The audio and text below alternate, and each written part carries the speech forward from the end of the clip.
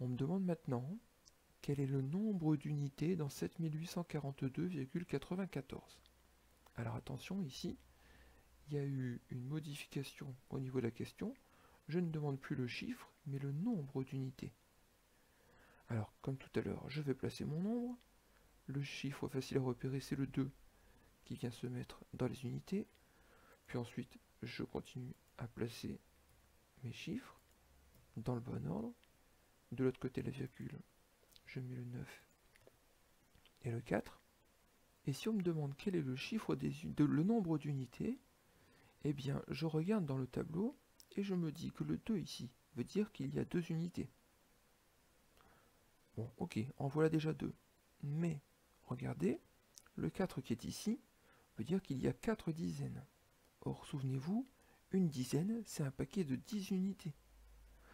Donc s'il y a 4 paquets de 10 unités, ça veut dire qu'il y a aussi 40 unités ici dedans. Donc j'en avais 2 ici, et là j'en ai 40. De la même façon, ce 8 ici m'a dit qu'il y a 8 centaines, c'est-à-dire 8 paquets de 100 unités. Donc 800 unités. Et ici, ce 7 m'indique qu'il y a 7000 unités. Donc ça veut dire que ces 4 chiffres ici m'indiquent qu'il y a déjà 7842 unités. Alors est-ce que le 9 m'indique qu'il y a des unités? Eh bien non, parce que le 9 m'indique qu'il y a 9 dixièmes, c'est-à-dire 9 morceaux d'unité. Sachant qu'un morceau d'unité, ici, un dixième, c'est une unité que j'ai partagée en 10. Si je partage une unité en 10 et que je n'en prends que 9 morceaux, je n'arrive pas à une unité entière. Donc je n'ai pas d'unité ici dedans.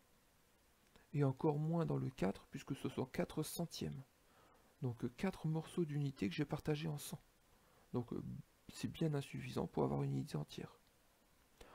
En résumé, quand je demande quel est le nombre d'unités dans un nombre décimal, eh bien je vais regarder le chiffre des unités, mais également tous les chiffres qui sont situés à sa gauche.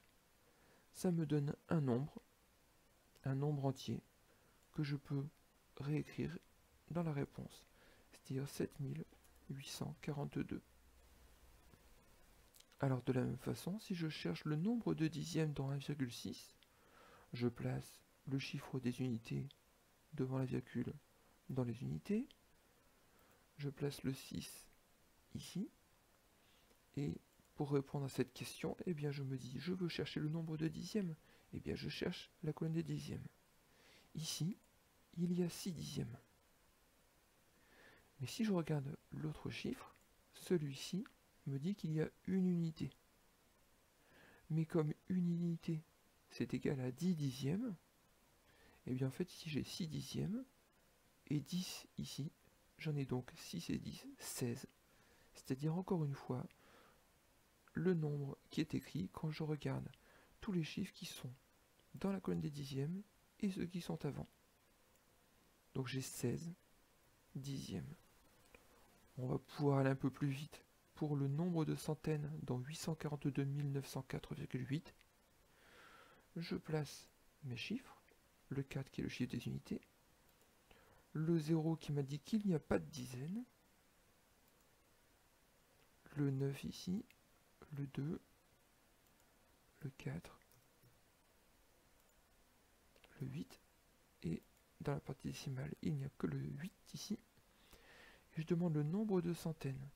Le nombre de centaines, je regarde le chiffre des centaines, et tous les chiffres qui sont avant. Qu'est-ce que je vois apparaître? Je vois apparaître le nombre 8429. Et c'est la réponse à ma question.